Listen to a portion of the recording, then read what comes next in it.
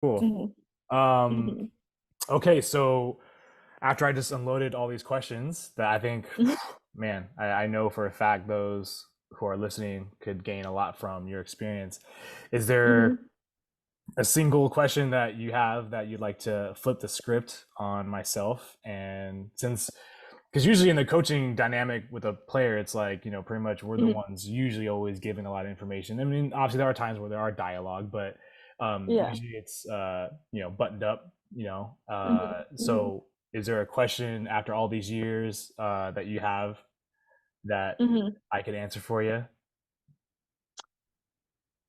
I would say I'm not quite sure if I'm gonna word this right, but, I mean, you got honors, so I hope you can word it properly. No, I'm just kidding.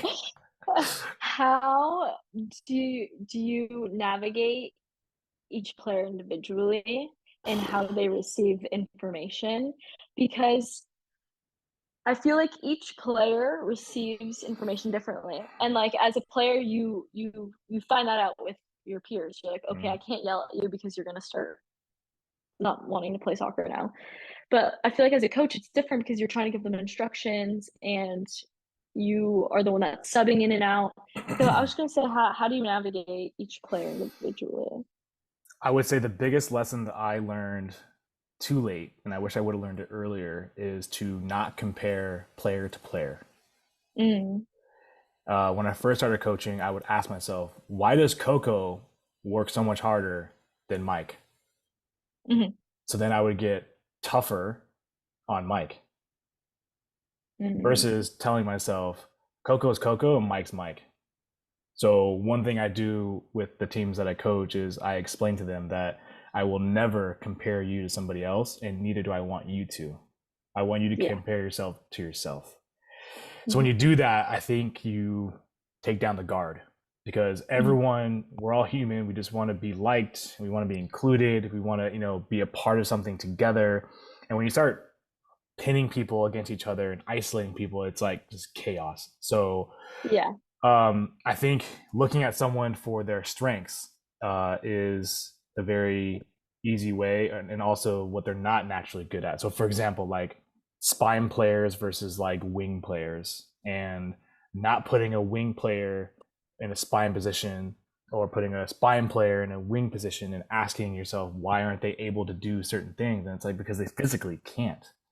yeah, So, yeah, I think over time and being around high level coaches and environments, you kind of learn to distinguish between finding what individual players are good at and mhm, then pushing those players. Like, for example, I have a 9-year old player right now. We were in League Cup for the springtime, and it was like a game where we needed to win. And this in particular player, both his parents played like over in like England. So like his mhm, culture is different than some other people's cultures. Like soccer is ingrained in this young boy's mhm, mind, and he's got a wicked left foot, Coco. I mean, it's unbelievable. mm, But it was like halftime. It was in San Bernardino. You've been there before. Super hot. yeah, They weren't resting between games. Of course, they're 9-year olds yeah, kicking the ball around.